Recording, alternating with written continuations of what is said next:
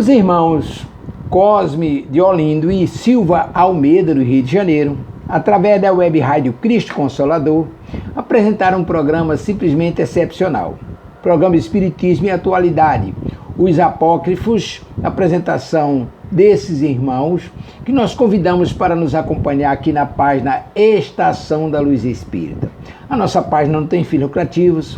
O objetivo é divulgar estes trabalhos excepcionais que nos chegam às mãos através do YouTube e lembrar que a nossa página pretende reunir no mesmo local o melhor acervo possível de matérias espíritas. As obras da codificação, textos suplementares, entrevistas, palestras, inclusive a programação da Web Rádio Cristo Consolador e da Web Rádio Estação da Luz, para que você encontre no mesmo lugar aquela programação que atenda às suas necessidades. Quero lhe convidar para mais esse programa. Muitíssimo obrigado e vamos ao programa.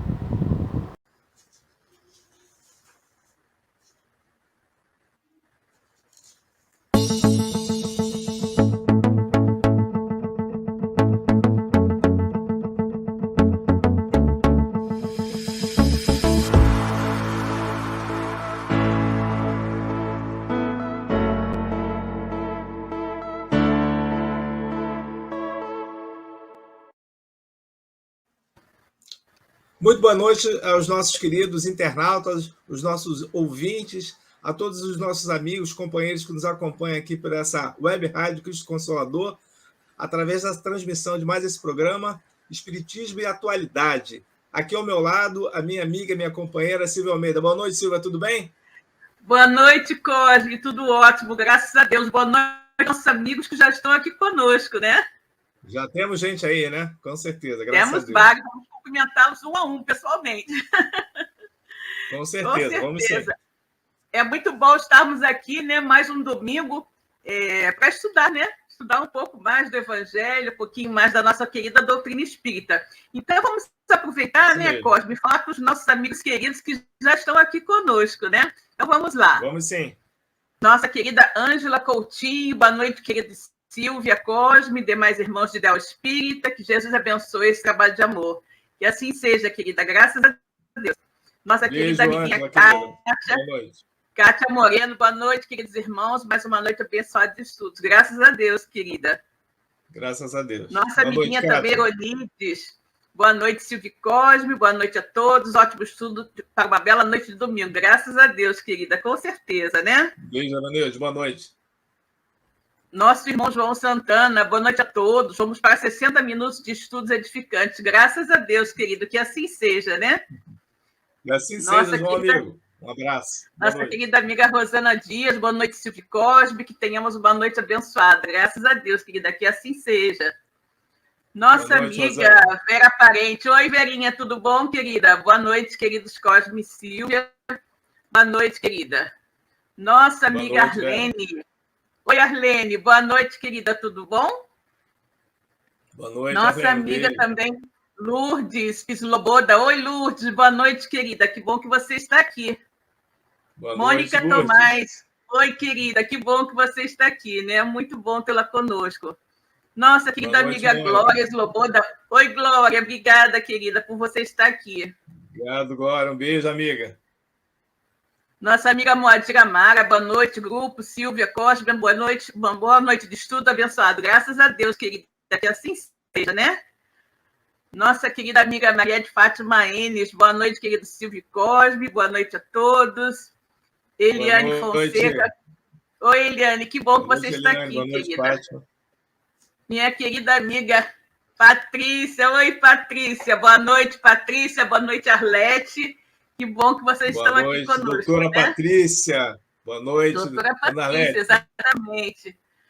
Meu amigo Evandro, boa noite, querido. Que bom que você está aqui, né? Mais um domingo de estudos, com certeza. Um abraço, Evandro. Minha querida amiga Márcia Val. Oi, Márcia. Boa noite, querida. Que bom que você está aqui, né?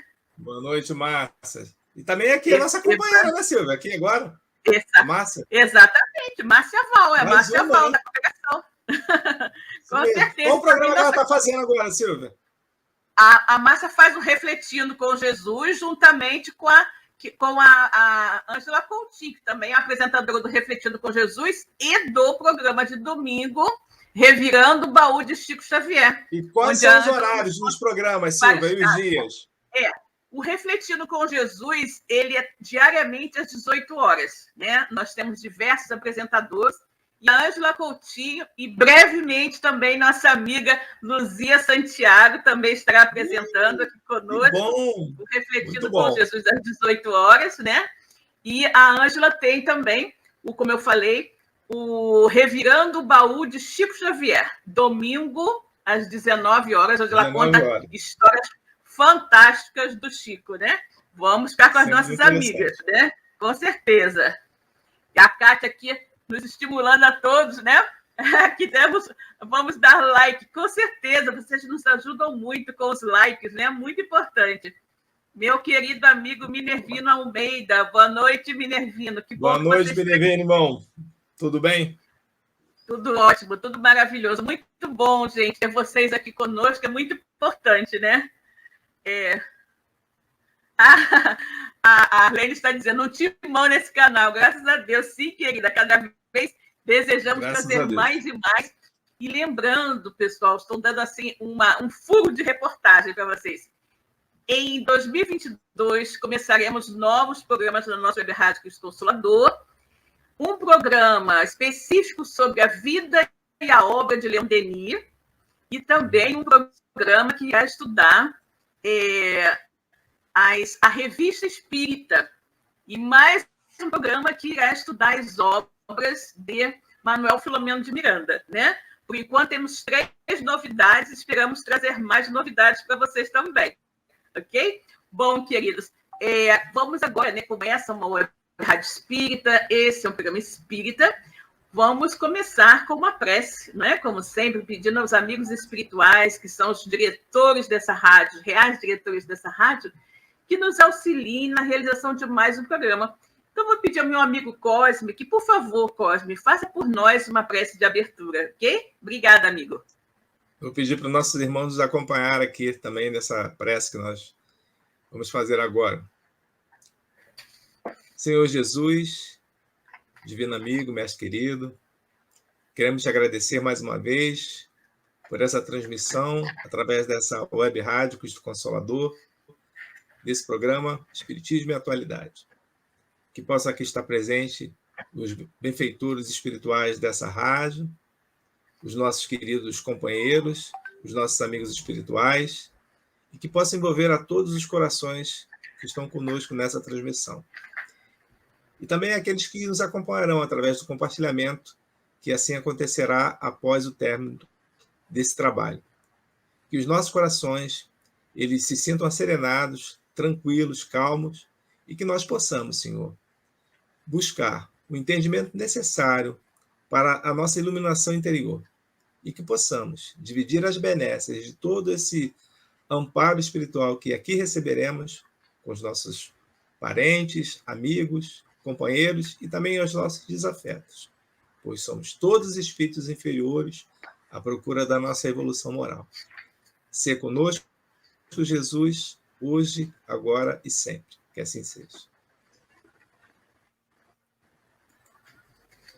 Que assim seja, graças a Deus, né, Cosme? Nosso querido irmão D'Amico também chegou aqui conosco, né? D'Amico, um abraço, boa noite, irmão. D'Amico, meu amigo, que bom que você está aqui, né? Eu acho que a gente não cumprimentou a nossa querida Elaine Baiman. Boa noite, Elaine. Se já cumprimentei, cumprimento de novo, Elaine. Cumprimentou não, mas cumprimentaremos de novo, né? Exato, boa noite, exatamente. Né? Boa noite. Bom, queridos, agora vamos aproveitar e fazer, né, uma pequenina leitura do nosso Evangelho segundo o Espiritismo, né? E o capítulo que nos caiu na noite de hoje é o capítulo 17, Sede Perfeitos. E nós vamos ler um pequenino trecho do item 4, que é os bons espíritas. Bem compreendido, mas sobretudo bem sentido, o Espiritismo leva aos resultados a serem expostos que caracterizam o verdadeiro espírita como o cristão verdadeiro, pois que um o mesmo é que outro. O Espiritismo não institui nenhuma nova moral, apenas facilita aos homens a inteligência e a prática da moral do Cristo, facultando fé inabalável e esclarecida aos que duvidam ou vacilam. Muitos, entretanto, dos que acreditam nos fatos das manifestações, não lhes apreendem as consequências nem o alcance moral. Ou, se as apreendem, não os aplicam a si mesmos. A que atribuir isso? Alguma falta de clareza da doutrina? Não, pois que ela não contém alegorias nem figuras que possam dar lugar a falsas interpretações. A clareza é da sua essência mesma, e é de onde vem toda a força, porque a faz ir direto à inteligência. Nada tem de misteriosa, e seus iniciados não se acham de posse de qualquer segredo oculto ao vulgo. Graças a Deus, né? Muito bem, meus amigos. E aí que nós estamos nessa jornada, né, Cosme? Falando dos evangelhos canônicos, né? Os sinóticos, o evangelho de João, falamos do Apocalipse, tantas coisas interessantes. E hoje nós iremos falar de um outro tema também bastante interessante, não é, Cosme? Qual é o tema de hoje, Cosme? Diga aí pra gente.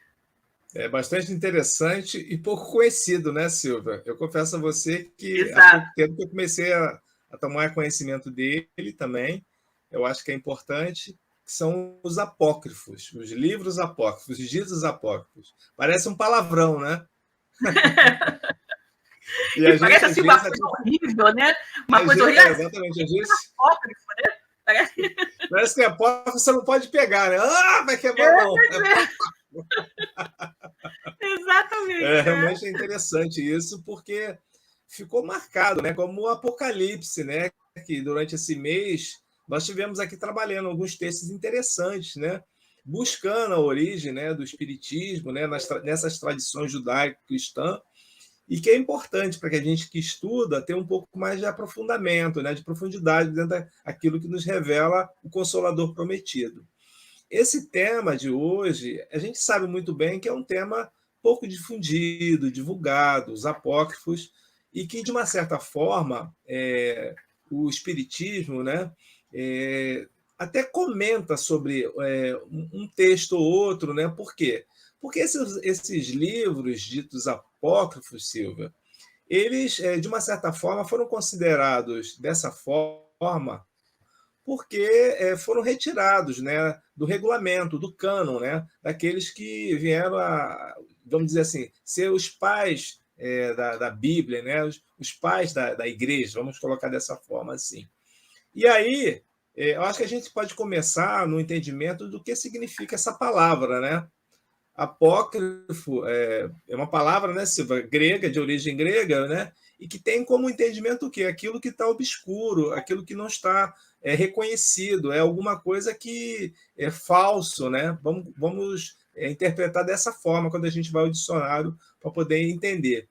E eu acho que a primeira coisa que a gente tem que pensar é que esses textos, por mais que eles não estejam dentro das tradições das Bíblias, porque a Bíblia judaica a gente sabe que é uma, a Bíblia católica é outra, a Bíblia copta é uma outra, a Bíblia... assim é por diante. Cada Bíblia tem uma sequência, um cânon específico. Né? Embora nós aqui, a gente venha... Explica para a gente aí o que seja o cânon. Você disse que cada Bíblia tem um cânon específico. O que é o cânon? O regulamento são os livros autorizados, aqueles que são reconhecidos como verdadeiros para que as pessoas possam estudá-los nessa tradição, né, da origem do cristianismo. Né? Exato. Então, esse cânon, né, que é o regulamento... Pode falar, assim. Uhum. Oi, nós entendemos, então, que cada segmento religioso tem o seu próprio regulamento e tem os seus próprios livros sagrados, digamos assim, né? Ou seja, aqueles que eles consideram verdadeiros. Né? Exatamente. Porque a gente, né, inclusive, a gente fica pensando o seguinte, né? Conforme nós vimos estudando esse tempo, que os evangélicos, que todas as religiões cristãs consideram apenas os 4 evangelhos, né? De Mateus, Marcos, Lucas e João como verdadeiros. Mas, pelo que você está nos colocando aqui, cada segmento religioso cristão tem o seu próprio cânon, né? Que é o seu próprio regulamento, e tem livros diferentes desse, não é isso, Cosme? Exatamente. Perfeitamente, é exatamente isso. Isso é para a gente poder ter uma ideia, né? Porque a gente está numa linha que vem mais da origem católica, né? No nosso entendimento. Mas existem outras igrejas cristãs, a egípcia, a copta, existe a própria Bíblia dos judeus, é diferente. A Bíblia do judeu não tem Novo Testamento, só tem livros do Antigo Testamento, né? Porque Dentro eles não aceitam Jesus, não? Exatamente. Eles não aceitam Jesus como Messias, né? Como Messias, exatamente. A gente falou sobre isso aqui, né? Logo no início do mês, né? Quando a gente estava abrindo, né? Sobre o Antigo Testamento, Novo Testamento, né? Os livros sinóticos, né? O livro de João, falamos sobre tudo isso. E o que é mais interessante para a gente poder aqui estar com essa informação para nós que somos espíritas? Para a gente entender que, basicamente, né, essas informações elas são consideradas, né, para aqueles estudiosos, teólogos, aqueles considerados pais, né, da igreja que foram buscando, né, traduzir, né, os textos, né, as lições, até porque é o seguinte, o cristianismo, no seu início, a gente comentou aqui, que ele sempre foi uma tradição oral. Não tinha nada escrito. Exatamente. Era uma coisa que era passada, né? E aí vinham os copistas, né? E que às vezes nem sabiam, né, Silvia? Nem sabiam entendiam que era aquilo. Não sabiam ler, né? Não sabiam nem o que estava Copiavam. Isso é uma coisa aí, muito interessante, né, Cosme? Quando a gente pensa, exatamente, é interessante isso. Copiar um texto sem você saber o que você está copiando, né? Exatamente. Copiando apenas os sinais, os desenhos. Eu fico imaginando. Gente, vocês já imaginaram? Eu escrevo um texto, né, em português com a minha letra. Imagina eu entregar isso para uma pessoa analfabeta, para ela copiar aquilo. Deve ser um caos total, né? Um caos total. Até um dia fazer uma experiência com isso, né? É interessante, porque para ver o que vai ser escrito, né? É até uma experiência interessante para a gente fazer, porque era o que acontecia efetivamente, né? Eles só copiavam os desenhos, né? Eles não sabiam o que eles estavam escrevendo. Muito interessante. Então essa tradição aqui para nós, esses livros apócrifos, né? Ou seja, que não estão reconhecidos como no regulamento, no cânon, né? Seja da Septuaginta, né? Seja da Vulgata, né? De São Jerônimo, todas essas traduções têm, na realidade, os seus responsáveis, né? Atanásio, Cesareia de Filipe, todos eles fazem, né? Dão as suas informações, né? Tem livros que abordam só sobre isso, só sobre esses textos que são aceitos, os que não são aceitos, os que são considerados apócrifos. Agora, o que tem interessante é o seguinte: o que é considerado apócrifo hoje nem sempre foi considerado apócrifo. Olha logo que coisa, início, né? Exatamente. Então, logo no início, né, dessas tradições, a partir do segundo século até o quarto século, né, alguns livros desses eram considerados livros fiéis, né, aqueles que as igrejas, né, esses grupos, eles difundiam entre si. Então, você tem a Carta de Barnabé, o Apocalipse de Pedro, a Didaqué. Essas informações eram passadas de grupo para grupo. E não tinham nada daqueles, não, esse aqui entra, o outro não entra. É interessante, Cosme. Não sei se você detém essa informação, eu não conheço, eu não sei. Mas o que terá caracterizado, determinado que aqueles textos que antes não eram apócrifos, de repente se tornaram apócrifos, né? Talvez, a gente sempre sabe que às vezes tem um dedinho político na história, né? Um interesse qualquer. Sim. E tal. Então, eu imagino que deva ter acontecido isso. Né? Isso aqui eu não gosto, não. Aí, como eu sou o chefe aqui da igreja, então esse eu tiro, porque eu já não gosto da maneira dele. Então, esse vai passar a ser apócrifo, né? De repente... começa pela própria divisão, né? Porque você tinha a igreja, né, do Ocidente e a do Oriente.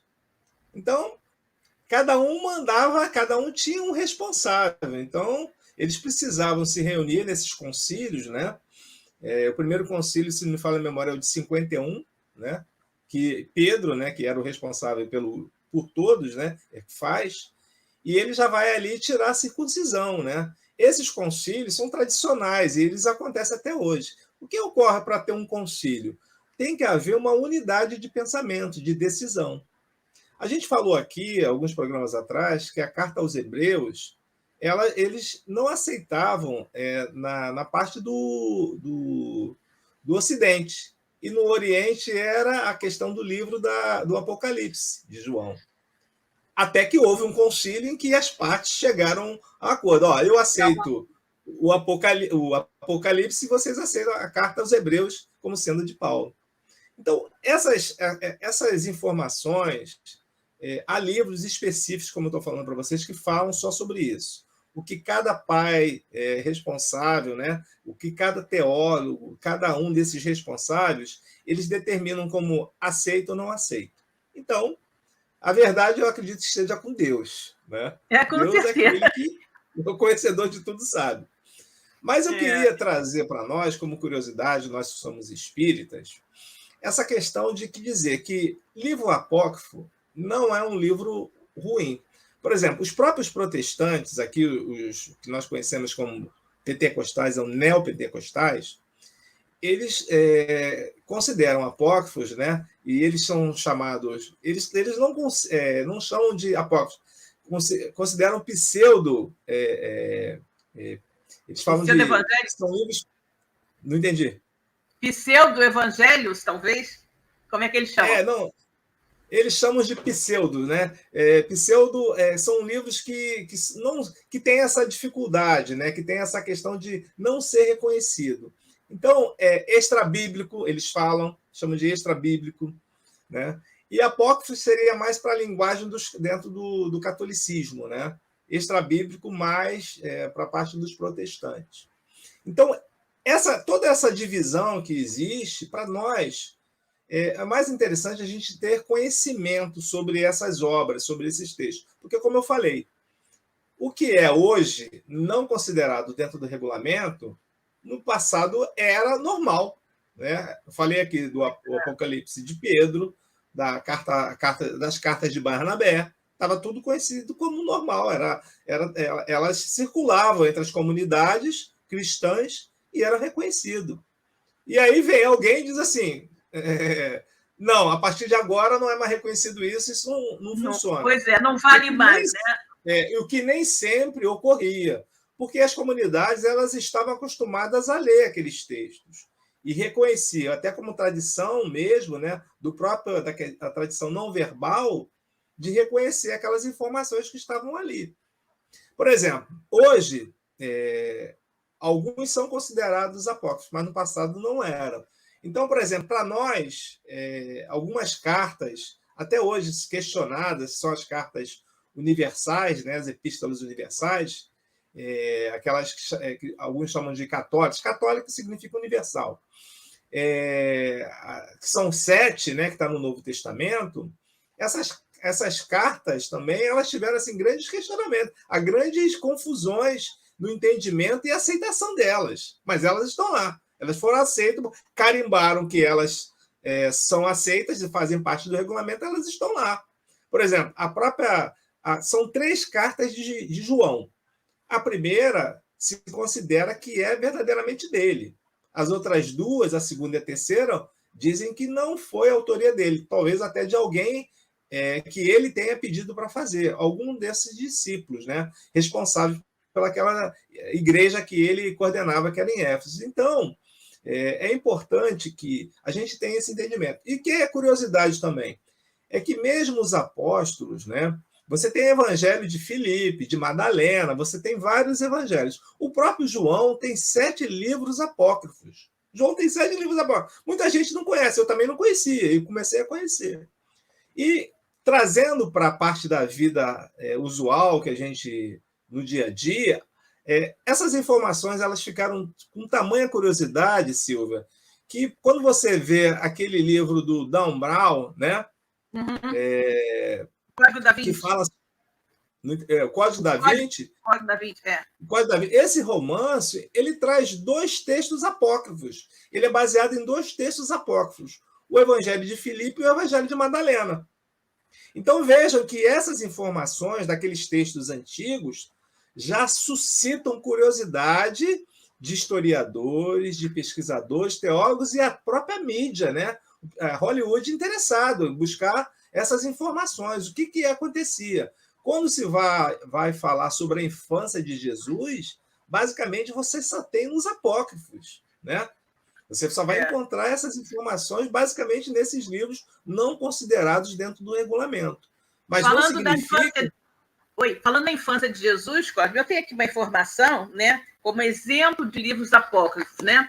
Eles citam aqui o evangelho, um evangelho árabe que trataria da infância de Jesus. Né? Exatamente. O evangelho árabe da infância. Tem aqui o evangelho de Maria de Madalena, como você falou, de Tomé, né? De Filipe. Uhum. Esse evangelho árabe que trataria da infância de Jesus, do pseudo Tomé, né? De Tiago, e da morte e São mais de 80. São mais de 80. Aqui eu tenho uma listagem dizendo o seguinte, Cosme, olha só. Existem cerca de 112 textos apócrifos, né? 52 no Antigo Testamento e 60 no Novo Testamento. E aí ele diz que a tradição contabiliza um número bem maior, né? A tradição contabiliza um número maior, né? E aí aqui segue uma série de textos apócrifos, fala também dos Atos, né? Em Atos de Pedro, de Tecla, de Paulo, dos 12 apóstolos de Pilatos. Olha isso. Exatamente. Epístolas de Pilatos a Herodes, de Pilatos a Tibério, de Pedro a Filipe, de Paulo aos Laodicenses, Epístola dos Coríntios, de Aristeu, o Apocalipse, como você falou, né? Apocalipse de Tiago, de João, de Estevão, de Pedro, de Elias, de Esdras, de Baruque, de Safônias, né? E ele fala também como apócrifo do Velho Testamento, os testamentos de Abraão, de Isaac, de Jacó, dos 12 patriarcas de Moisés, de Salomão, de Jó. E outros livros, ele fala aqui da filha de Pedro, a descida do Cristo aos infernos, declaração de José de Arimateia, vida de Adão e Eva, Jubileu 1, 2 e 3, Enoque, Salmos de Salomão, Oráculo, Sibilismo, uma série de coisas. Isso aí é muito interessante. Cosme, nós já temos algumas perguntas aqui que eu acho que é interessante nós comentarmos, né? Podemos sim, com certeza. Né? Nós vamos dar boa noite aqui à nossa amiga Vivi Medeiros. Boa noite, Vivi, que bom que você está aqui. A nossa Viviane Batista também, boa noite, querida. A Alessandra também aqui conosco. Boa noite, Silvio Cosme, todos, feliz domingo. A Sueli também aqui conosco. Boa noite a todos. A Arlene está nos colocando aqui uma coisa. A Arlene diz o seguinte: Lutero cortou alguns livros sagrados, são os considerados, ele não os considerou como importantes. Não me lembro quantos ele cortou. Deve ter sido vários, né? Do jeito que tem tantos por aí, né? Lutero deve ter cortado. Só como exemplo, Silvio, o Lutero não gostava da carta de Tiago. Para ele, ela devia ser extinta no Novo Testamento. Só para a gente ter uma ideia. Uma ideia, né? Primeiro que... Não, o que uma acontece? Ideia que deve ter sido isso, é assim, muito de uma coisa muito pessoal, né? O cara não gosta dessa aqui, então eu vou tirar. Essa não é boa, né? O que acontece? Né? Verdadeiramente, o autor Tiago, não se sabe o autor verdadeiro, se é o irmão do Senhor, se era Tiago, irmão de João, não se sabe especificamente, né? Fala-se que é um Tiago, mas exatamente por essas informações que o próprio Eusébio de Cesareia, ele dizia que esses livros, essas autorias, como elas não eram conhecidas, elas não mereceriam ser colocadas dentro dos regulamentos, do cânon da igreja, né? Das comunidades. Ele considerava isso. Por quê? Por causa dessas... Se hoje a gente ainda não consegue determinar de quem era, no passado, então, é mais difícil ainda. Então, cota. Não sabe de quem é, cota. Mas o grande detalhe é que essas informações, você falou aí, apócrifos do Antigo Testamento. Não era só no Novo Testamento. Então, lá atrás também tinha livros que eles consideravam de autoria duvidosa. Quem tinha montado, construído isso? Quem tinha elaborado? Então, essa discussão é uma discussão muito antiga. Agora, o que é importante, Silvio? Você falou uma coisa importante. Mais de 100 obras como essa. Eles estão todos catalogados. Não se deixam essas obras, quando elas são descobertas, elas são imediatamente estudadas. Elas são peças valiosas para quê? Por que se estuda um livro desse? Para a gente entender o pensamento, a tradição do cristianismo quando ele foi construído, principalmente dentro do Novo Testamento. A gente falou aqui que não tinha nada escrito, era tudo oral. Exato. Então, ter esses escritos do passado fazem com que a gente possa reviver o que aquelas comunidades estavam pensando, o que eles passavam, qual era o grande incentivo para que eles propagassem essa mensagem de Jesus, principalmente no Novo Testamento, né? Que são os livros apócrifos que estão mais direcionados em relação às cartas. Eu acabei de falar. A Arlene comentou. Lutero questionou algumas, cortou. O que acontece? A carta de Tiago, ele não gostava, ele não aceitava. Para ele, estava fora. Por quê? Para ele, eu não gosto dessa carta, acho que não é autor conhecido, ninguém sabe quem é, vamos tirar. Mas ela não saiu, ela ficou, porque é uma questão de acordo. Então, esses livros, o que a gente tem que entender? Que eles servem para a gente buscar essas informações do passado, para a gente conhecer as nossas origens, saber de onde vem essa mensagem do Cristo. A mensagem de incentivo à fé, a buscar Jesus, porque era tudo judeu convertido, grego, pessoas que não tinham uma tradição do cristianismo. Era uma nova proposta para poder se vivenciar o quê? Uma valorização do homem, do espírito que Jesus veio pregar, trazer para todos nós. Então, quando Jesus afirma que o Consolador viria nos reafirmar tudo aquilo que ele havia comentado, ensinado para aqueles homens, para aquelas comunidades, a gente tem em mãos hoje uma codificação que é a continuação de tudo isso. São, às vezes, até espíritos que passaram uma vida inteira dedicada aos estudos teológicos, de tradição, e que divulgaram uma coisa, mas na codificação já estão respondendo como outra. Exemplo, Santo Agostinho. Santo Agostinho. Ele tem também relatos de que isso entra, isso aqui não entra. Então, eu acho que para nós, espíritas, para a gente conhecer, primeiro, não é uma coisa ruim. Os pseudoepígrafos, que chamam os neopentecostais, ou extrabíblicos, né, que eles chamam, e os católicos chamam de apócrifos, né? São obras, são escritos que têm valor, sim. Agora, a gente precisa entender o que está ali para a gente poder saber. O mais novo chama-se o Evangelho de Judas. Exatamente, Cosme. É bom você ter colocado isso, porque o Evandro colocou essa pergunta aqui para a gente. Ele falou, Cosme e Silvia, vocês já ouviram falar do Evangelho de Judas? Sim. Justamente aqui. Exatamente, sim, já ouviram. E eu estava pensando sobre esse Evangelho de Judas hoje, Cosme. Quando a pessoa coloca assim, o Evangelho de Judas, as pessoas logo pensam, Judas Iscariotes. Exatamente. Mas eu acredito, exatamente, mas não era Judas Iscariotes. Por quê? Não. Porque Judas já havia desencarnado, gente. Exatamente. Judas desencarnou no dia da desencarnação de Jesus. Ele se suicidou, se enforcou, né? Então, os evangelhos só foram escritos tipo 60, 70 anos depois. Exatamente. Então, qualquer um desses que tenha sido escrito foi escrito depois da desencarnação de Judas Iscariotes. Então, esse evangelho de Judas, que eu acho que tem esse título assim, Judas, bem para ficar bem chamativo, né? É, na verdade, o evangelho de Judas Tadeu e não de Judas Iscariotes, não? Porque é outro Judas que tinha, né? É o que normalmente a gente pensa, né? Que seja de Judas Tadeu, que era um dos discípulos de Jesus. Mas é importante, quando a gente faz uma análise desses textos, identificar a época que ele foi escrito, qual foi a comunidade que ele foi direcionada, para quem ele... Quem escreveu com propósito. Então, esse propósito que a gente tem que buscar. Estava falando para quem? Para que comunidade? Em que época? O que estava acontecendo naquele momento? O João tem 7, eu comentei aqui, ele tem 7 livros considerados apócrifos. Tem um livro, tem um texto apócrifo pequeno, deve ter umas 20 folhas. É considerado João o Teólogo, né? São João o Teólogo. É um nome grande, mas basicamente é isso o resumo. São João o Teólogo. Ele fez essa carta, essa mensagem para a igreja de Éfeso, quando ela passava por uma grande provação das perseguições, né, do imperador romano.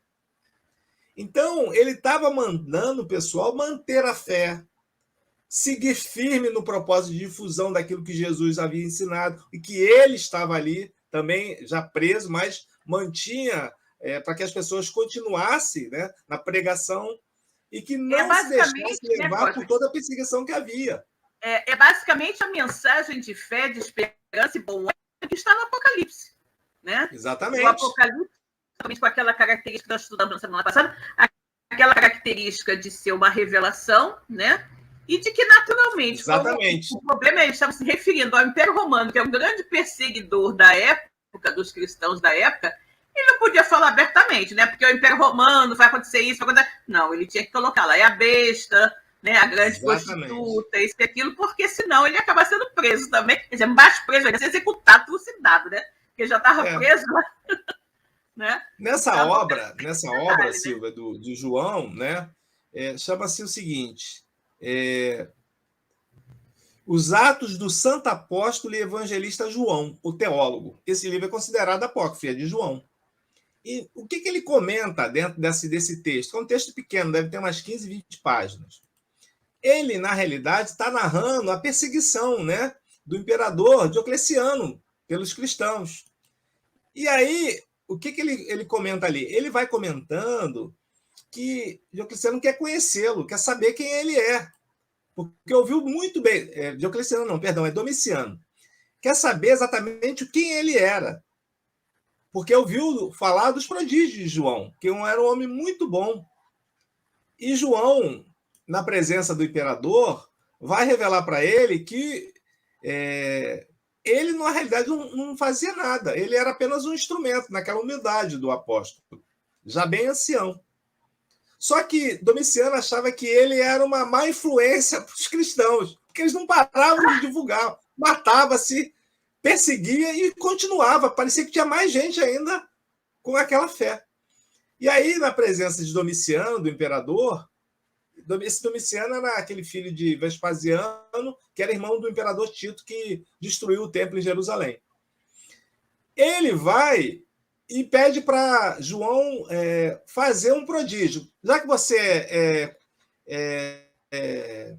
é missionário desse seu Deus, desse cristão que você está falando que é o Nazareno, faça um prodígio para eu poder ver. Aí o que o João pede? Me manda um veneno, me dá um veneno, o mais forte que você tiver. E aí apresenta o veneno para João. Aí o João pega o veneno, bota no cálice e bebe o veneno. Qualquer um teria caído duro na hora.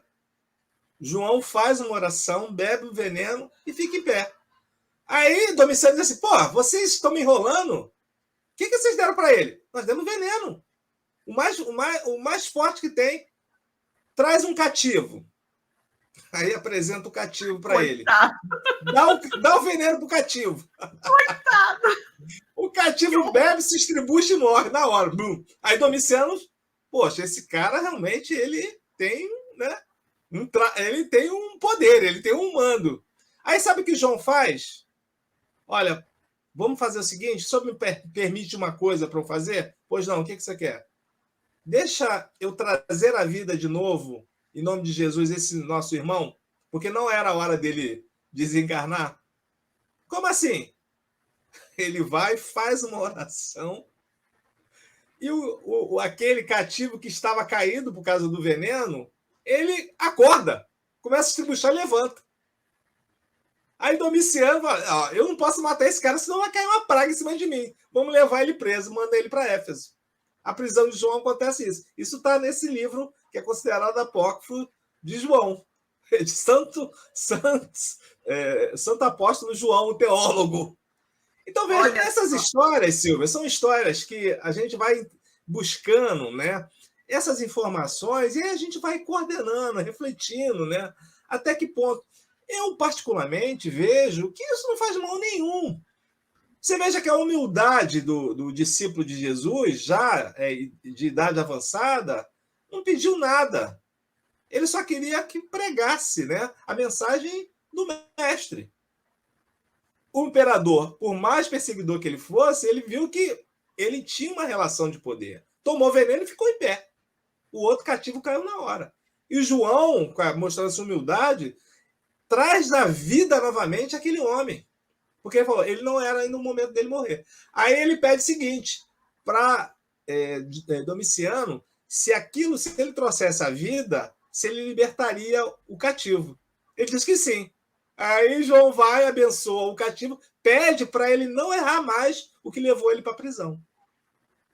Então, olha só que coisa, né? João não estava ali buscando aplauso.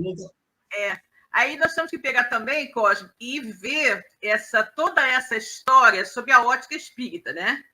Sobre a ótica espírita. Nós temos que ver que alguma coisa, se esse fato de fato ocorreu, né?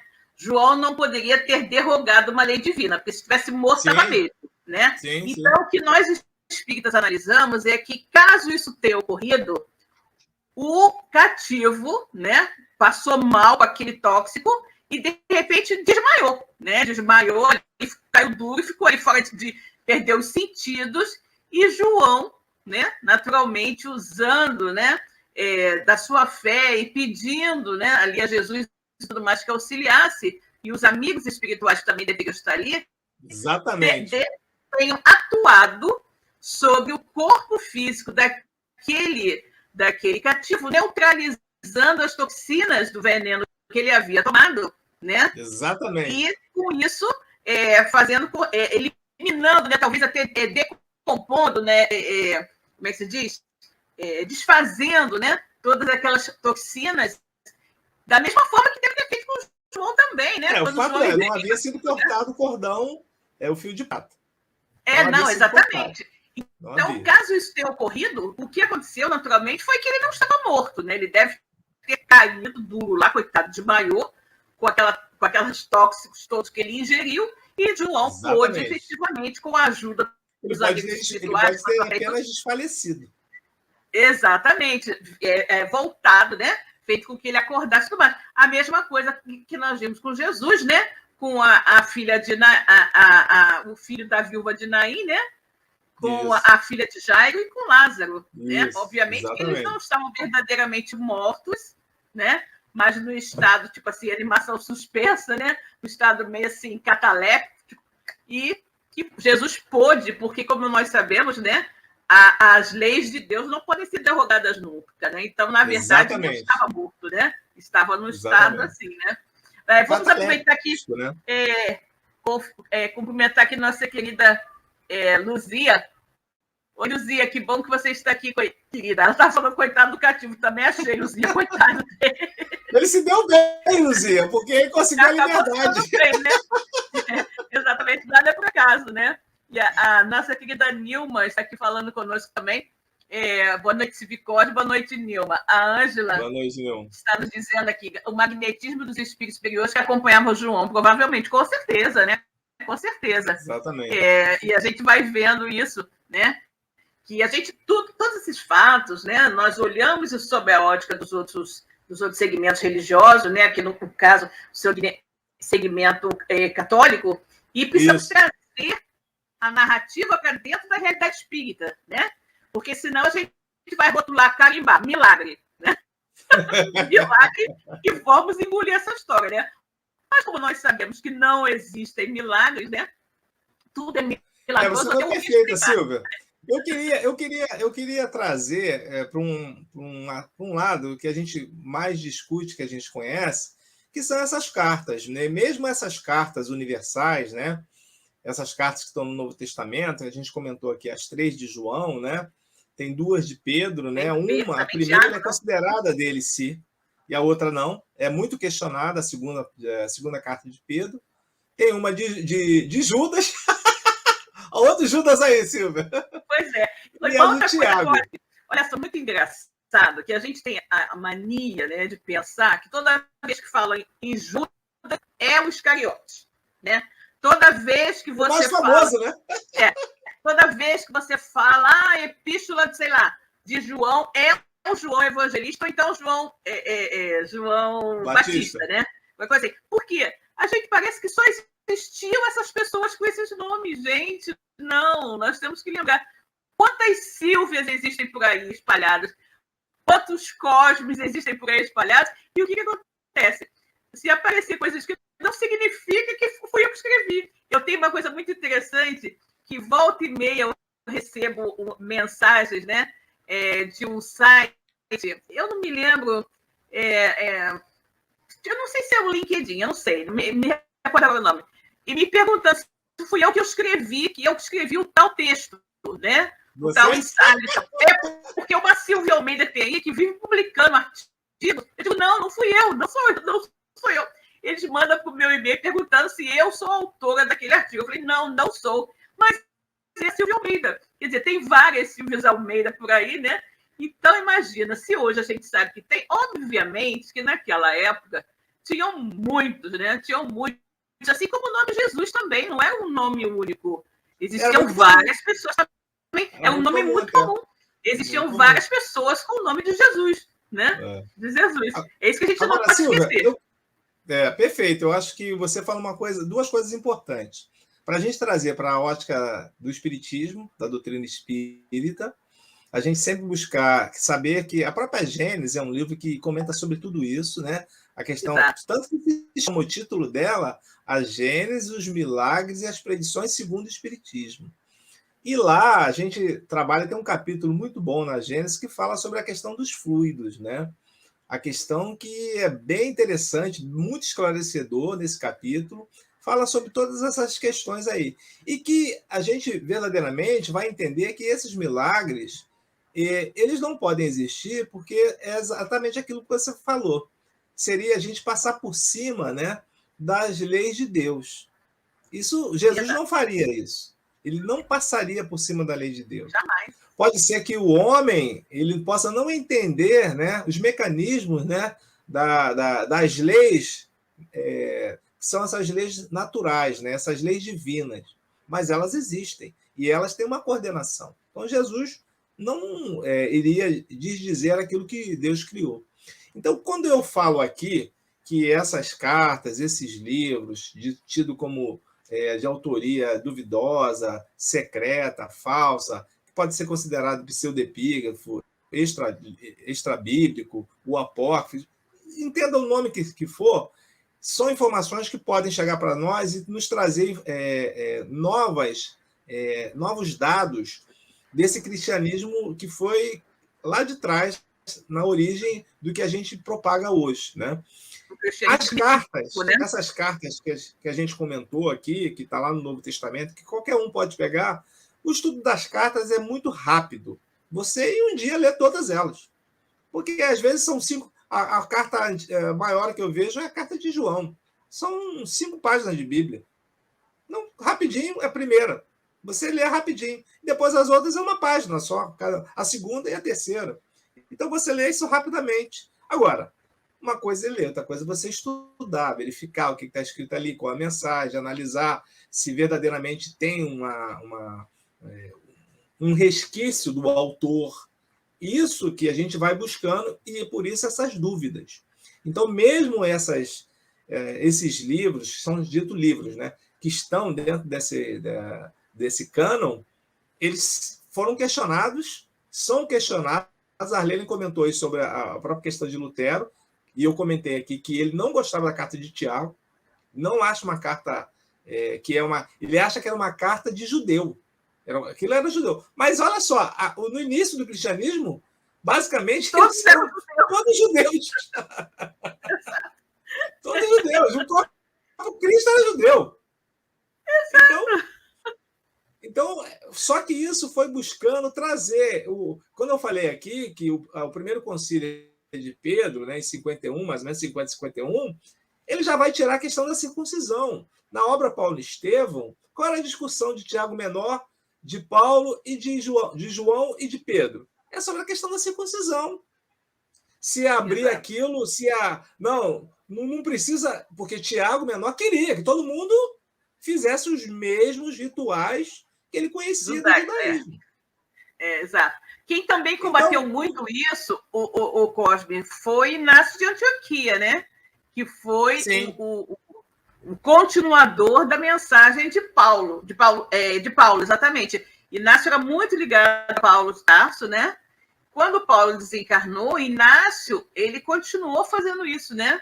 Inácio de Antioquia é muito interessante que Inácio era um menino órfão, abandonado nas ruas de Jerusalém, foi recolhido por João Evangelista e por Maria, foi levado para a casa deles, foi criado, né? Porque ele tinha 6 anos nessa época, acabou de ser criado por João e por Maria lá em Éfeso, e ele depois ficou muito ligado a Paulo e ficou sendo um representante mesmo da igreja, né? Daquele grupo cristão dali. E ele batalhou muito com relação a essa história de querer guardar o sábado e da circuncisão.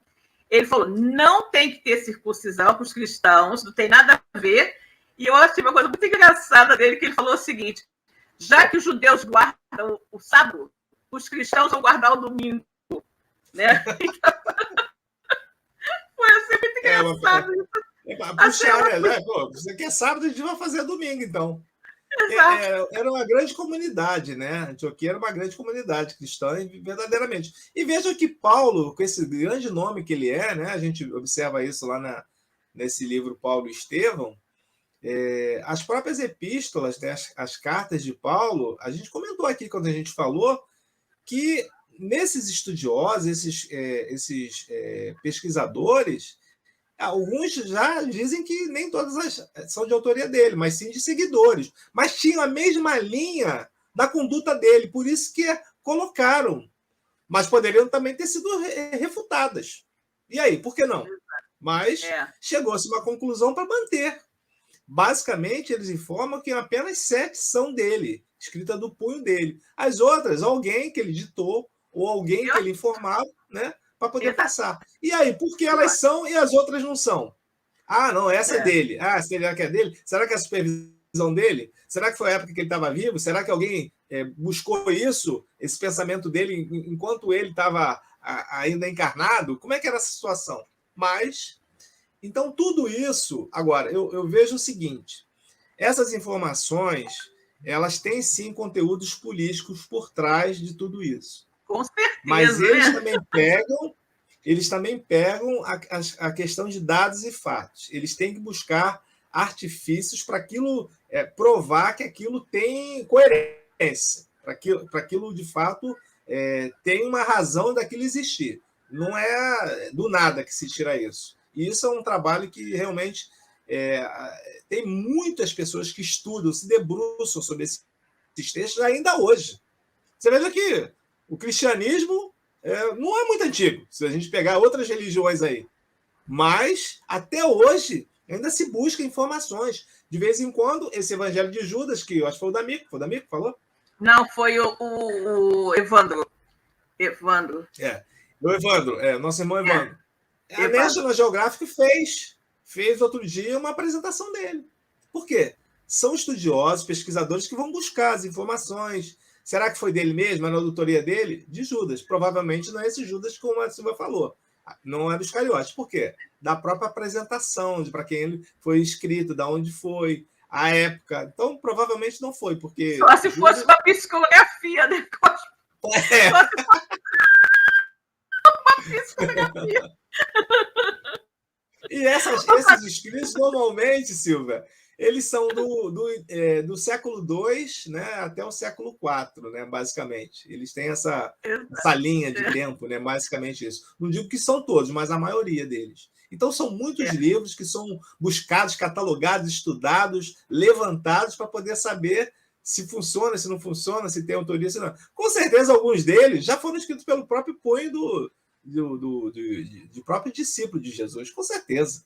Né? Com certeza. Mas... pelas tradições, ficou nessa questão de... Também, nosso tempo está acabando, mas eu queria comentar uma coisa, que existe o Evangelho de Maria Madalena também, né? E com certeza, Cosme, com certeza, mesmo que eles estivessem cheios de comprovantes de que era real aquele Evangelho de Maria Madalena, por ser mulher, né? Exatamente. Eles iriam cortar totalmente, né? Então, nunca que o Evangelho de uma mulher e de Maria Madalena, sobretudo, seria considerado, né, como um evangelho no cânon da igreja, né? Com certeza. É verdade, não seria, isso é verdade. Não seria. É verdade. Tem umas colocações aqui, ela está falando sobre o homônimo também, Elaine Fonseca, dizendo o seguinte: eu escuto muito a Rádio Rio de Janeiro, e tem uma Eliane Fonseca que participa dos programas com comentários, mas não sou eu, hein? Ela diz que não é ela, né?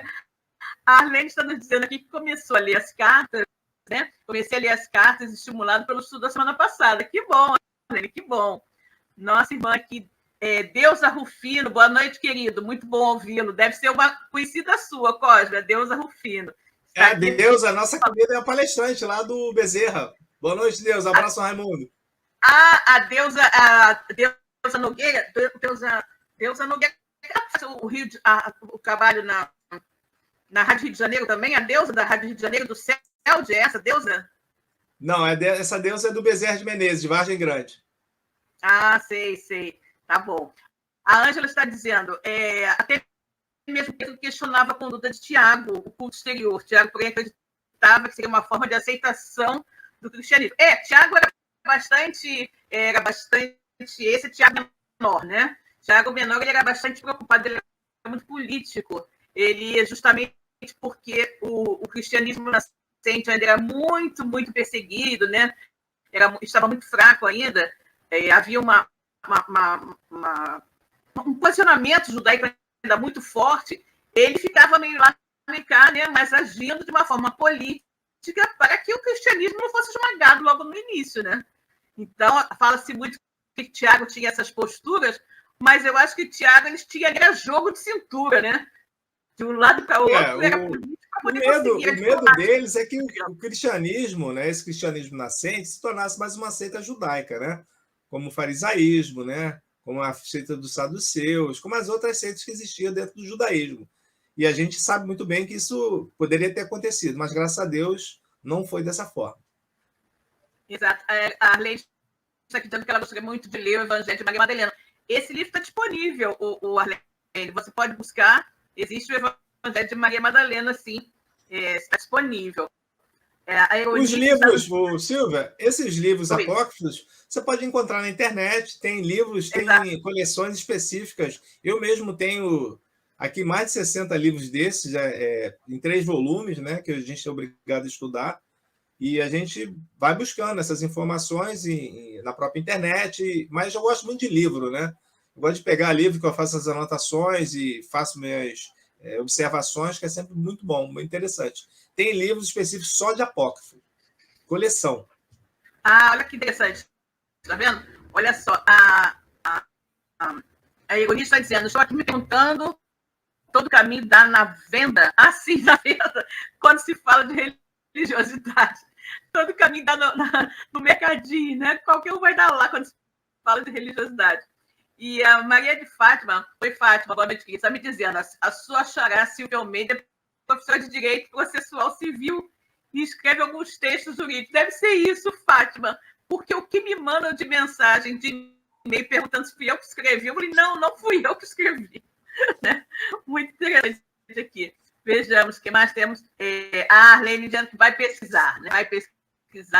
Vai buscar o texto, né, da Maria Madalena. Nós estamos aqui em cima do laço de novo, Cosme. Já acabou? Sim, temos. Exatamente, já estamos no finalzinho aqui. Temos 1 minutinho, né? De ao vivo temos 3 minutos, na verdade 2, né? Mas pelo relógio falta 1 minuto para 21h30, né? Então, não sei se você tem mais alguma colocação para fazer, Cosme, sobre esse tema. Mas senão nós vamos partir para a nossa Eu vou falar aqui rapidinho, mas é coisa rápida, né? É porque alguns teólogos, esses estudiosos, eles chamam de livros, às vezes, também de protocanônicos ou deuterocanônicos. São informações que estão relacionadas à questão de livro aceitável, não aceitável, por causa das traduções, né? Do hebraico para o aramaico, do aramaico para o latim, do latim para o grego. Tem toda uma questão e que vocês vão encontrar dentro desses livros essas informações também. Então, também, às vezes, pode ser chamado de deuterocanônicos, porque não são aceitos, aqueles não são aceitos. Isso aí é deuterocanônico, ou seja, a autoria não é muito confiável. Né? Não vem lá do hebraico, do aramaico. Então, o que é grego muitas das vezes eles não aceitam, não. É Sabia? interessante, Cosme, que nós, né, que conhecemos o Evangelho do Cristo e tudo mais, né, que temos estudado pelo menos os 4 evangelhos, né, eu acho que nós temos condições de olhar esses escritos, né, ditos apócrifos e analisá-los sob a ótica da razão, né? Sim. Analisar sob a ótica da razão. Com o conhecimento que nós já temos, nós podemos pegar o Evangelho de Maria Madalena e imagina Maria Madalena com aquele amor enorme que Maria tinha por Jesus, né? E pela divulgação do seu Evangelho. O Evangelho de Maria Madalena, se for de Maria Madalena verdadeiramente, seria lindíssimo. Não tem a menor dúvida que será um Evangelho. É como a gente aprende lá no Livro dos Médiuns, né, Silvia? Lá no final do Livro dos Médiuns, você tem aquele monte de psicografias, né? E que, na realidade, não são nada daqueles que dizem que assinaram ali como sendo de Maria, mãe de Jesus, né? Tem várias dessas psicografias que estão lá no Livro dos Médiuns e nós vamos observar o que nos pedem os amigos espirituais, os benfeitores, para a gente analisar o conteúdo. O que tem de interessante e que traz, de uma certa forma, uma mensagem que vá ser de proveito, não para mas para a comunidade, aquela informação que nos chega. Exatamente, ler tudo e reter o que for de bom, né, Cosme? Exatamente. A gente lê e reter o que for de bom, né? Exatamente, né? Aí vamos aqui, o pessoal já falando conosco, a Ângela Coutinho, gratidão por mais uma noite de ótimos esclarecimentos, querido, nós que agradecemos, Rosana também agradecendo, obrigada a você. Falando que é muito pouco tempo para temas tão ricos de informações. Pois é. A Moadira desejando boa semana. Gratidão. A Lourdes também. Obrigada pelo estudo. Vejamos aqui. Mônica Tomás, gratidão pelo carinho de repassar tantos conhecimentos. Feliz de estar com vocês nas noites de domingo. Nós que agradecemos, querida. Nós também agradecemos a sua presença. A Fátima Enes, gratidão pelos conhecimentos. A Arlene. Madalena é uma figura enigmática. É uma figura querida, Maria Madalena, grande exemplo, né? Vivi, muito bom estudo, obrigada. Eu chamaria ela de singular, Silvia. Chamaria ela de singular. Luzia Santiago, obrigada pela viagem histórica, sim, querida, muito bom, né? Muito bom. Elaine Baima, obrigado, Luzia, ótimo beijo. Crescimento, gratidão. Nós agradecemos a vocês todos por estarem aqui conosco, sempre nos acompanhando nos domingos, né? Então, vamos aproveitar agora, que já estouramos o nosso tempo, né? E convidar a todos para se unirem a nós nessa pequenina prece de agradecimento e encerramento, ok? Então, vamos orar. Deus, Pai de infinita bondade, misericórdia e justiça, Jesus, nosso querido amigo, nosso mestre, guia e modelo da humanidade, queridos amigos espirituais que estão aqui conosco, nos orientando, nos intuindo, nos auxiliando na condução deste programa. Muito obrigada. Muito obrigada por tudo, muito obrigada por esta oportunidade de estudo e aprendizado. Que todos nós possamos ter uma ótima semana e todos estar aqui reunidos no próximo domingo para mais um estudo da nossa querida doutrina espírita e do Evangelho de Jesus. Graças a Deus. Bom, queridos, muito obrigada a vocês, uma boa noite, fiquem com Deus, uma ótima semana e até o próximo domingo. Tchau, Cosme! E não percam, né, Silvia? Em dezembro a gente vai falar só de Jesus, né? Olha, vai ser maravilhoso, só Jesus, hein? Vai ser muito bom. Vai ser muito bom, vai ser muito bom. Com certeza. Tchau, beijo, gente. Silvia. Um beijo, gente. Boa semana para todos. Até o próximo domingo. Próximo domingo. Tchau, tchau. Tchau, tchau.